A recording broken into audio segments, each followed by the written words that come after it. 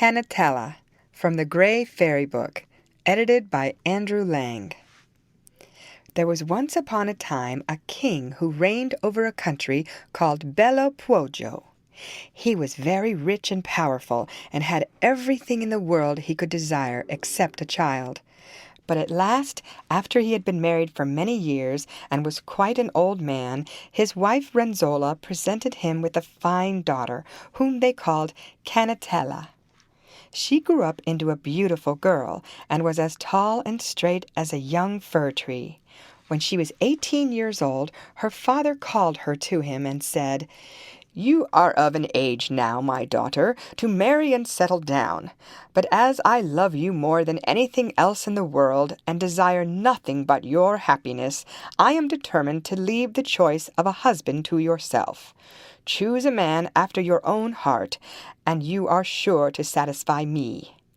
Cannetella thanked her father very much for his kindness and consideration, but told him that she had not the slightest wish to marry, and was quite determined to remain single. The king, who felt himself growing old and feeble, and longed to see an heir to the throne before he died, was very unhappy at her words, and begged her earnestly not to disappoint him. When Cannetella saw that the king had set his heart on her marriage, she said, "Very well, dear father, I will marry to please you, for I do not wish to appear ungrateful for all your love and kindness. But you must find me a husband handsomer, cleverer, and more charming than anyone else in the world."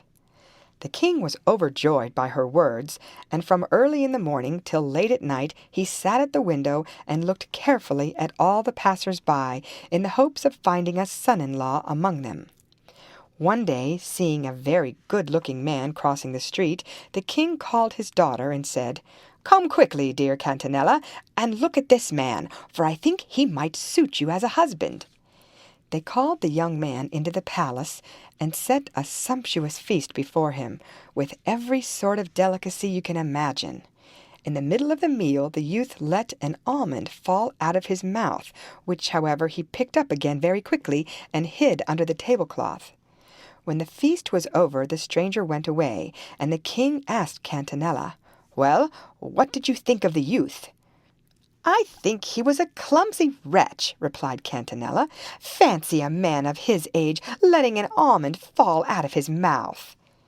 When the king heard her answer, he returned to his watch at the window, and shortly afterwards a very handsome young man passed by. The king instantly called his daughter to come and see what she thought of the newcomer. "Call him in," said Cannetella, "that we may see him close." Another splendid feast was prepared, and when the stranger had eaten and drunk as much as he was able, and had taken his departure, the king asked Cannetella how she liked him. "Not at all," replied his daughter. "What could you do with a man who requires at least 2 servants to help him on with his cloak, because he is too awkward to put it on properly himself?" "If that's all you have against him," said the king, "I see how the land lies. You are determined not to have a husband at all, but marry someone you shall, for I do not mean my name and house to die out." "Well, then, my dear parent," said Cannetella, "I must tell you at once that you had better not count upon me, for I never mean to marry unless I can find a man with a gold head and gold teeth." The king was very angry at finding his daughter so obstinate, but as he always gave the girl her own way in everything, he issued a proclamation to the effect that any man with a gold head and gold teeth might come forward and claim the princess as his bride, and the kingdom of Bello Puojo as a wedding gift. Now the king had a deadly enemy called Scioravante, who was a very powerful magician. No sooner had this man heard of the proclamation than he summoned his attendant spirits and commanded them to gild his head and teeth. The spirits said at first that the task was beyond their powers, and suggested that a pair of golden horns attached to his forehead would both be easier to make and more comfortable to wear, but Scioravante would allow no compromise, and insisted on having a head and teeth made of the finest gold. When it was fixed on his shoulders, he went for a stroll in front of the palace, and the king, seeing the very man he was in search of, called his daughter and said, "Just look out of the window, and you will find exactly what you want." Then, as Sciorravante was hurrying past, the king shouted out to him, "Just stop a minute, brother, and don't be in such desperate haste. If you will step in here, you shall have my daughter for a wife, and I will send attendants with her, and as many horses and servants as you wish." "1,000 thanks," returned Sciorravante. "I shall be delighted to marry your daughter, but it is quite unnecessary to send anyone to accompany her. Give me a horse, and I will carry off the princess in front of my saddle, and will bring her to my own kingdom, where there is no lack of courtiers or servants, or indeed of anything your daughter can desire." At first the king was very much against Cannetella's departing in this fashion, but finally Sciorravante got his way, and placing the princess before him on his horse, he set out for his own country. Towards evening he dismounted, and entering a stable he placed Cannetella in the same stall as his horse, and said to her, "Now listen to what I have to say. I am going to my home now, and that is a 7 years' journey from here. You must wait for me in this stable, and never move from the spot, or let yourself be seen by a living soul. If you disobey my commands, it will be the worse for you." The princess answered meekly, "Sir, I am your servant, and will do exactly as you bid me, but I should like to know what I am to live on till you come back." "You can take what the horses leave," was Sciorravante's reply. When the magician had left her, Cannetella felt very miserable, and bitterly cursed the day she was born. She spent all her time weeping and bemoaning the cruel fate that had driven her from a palace into a stable, from soft down cushions to a bed of straw, and from the dainties of her father's table to the food that the horses left. She led this wretched life for a few months, and during that time she never saw who fed and watered the horses, for it was all done by invisible hands. One day, when she was more than usually unhappy, she perceived a little crack in the wall, through which she could see a beautiful garden, with all manner of delicious fruits and flowers growing in it. The sight and smell of such delicacies were too much for poor Cannetella, and she said to herself, "I will slip quietly out and pick a few oranges and grapes, and I don't care what happens. Who is there to tell my husband what I do? And even if he should hear of my disobedience, he cannot make my life more miserable than it is already." So she slipped out and refreshed her poor starved body with the fruit she plucked in the garden. But a short time afterwards her husband returned unexpectedly, and one of the horses instantly told him that Cannetella had gone into the garden in his absence and had stolen some oranges and grapes. Sciorravante was furious when he heard this, and seizing a huge knife from his pocket, he threatened to kill his wife for her disobedience. But Cannetella threw herself at his feet and implored him to spare her life, saying that hunger drove even the wolf from the wood. At last she succeeded in so far softening her husband's heart that he said, "I will forgive you this time and spare your life, but if you disobey me again, and I hear on my return that you have as much as moved out of the stall, I will certainly kill you. So beware, for I am going away once more, and shall be absent for 7 years." With these words he took his departure, and Cannetella burst into a flood of tears, and wringing her hands she moaned, "Why was I ever born to such a hard fate? Oh, father, how miserable you have made your poor daughter!" But why should I blame my father? For I have only myself to thank for all my sufferings. I got the cursed head of gold, and it has brought all this misery on me. I am indeed punished for not doing as my father wished. When a year had gone by, it chanced one day that the king's cooper passed the stables where Cannetella was kept prisoner. She recognized the man and called him to come in. At first he did not know the poor princess, and could not make out who it was that called him by name.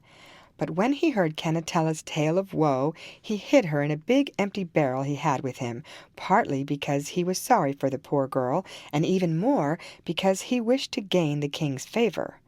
Then he slung the barrel on a mule's back, and in this way the princess was carried to her own home. They arrived at the palace about 4 o'clock in the morning, and the cooper knocked loudly at the door. When the servants came in haste and saw only the cooper standing at the gate, they were very indignant and scolded him soundly for coming at such an hour and waking them all out of their sleep.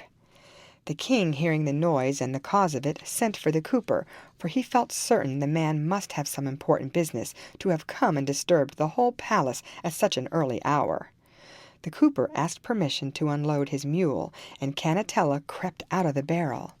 At first the king refused to believe that it was really his daughter, for she had changed so terribly in a few years, and had grown so thin and pale, that it was pitiful to see her. At last the princess showed her father a mole she had on her right arm, and then he saw that the poor girl was indeed his long-lost Cannetella. He kissed her 1,000 times, and instantly had the choicest food and drink set before her. After she had satisfied her hunger, the king said to her, "Who would have thought, my dear daughter, to have found you in such a state?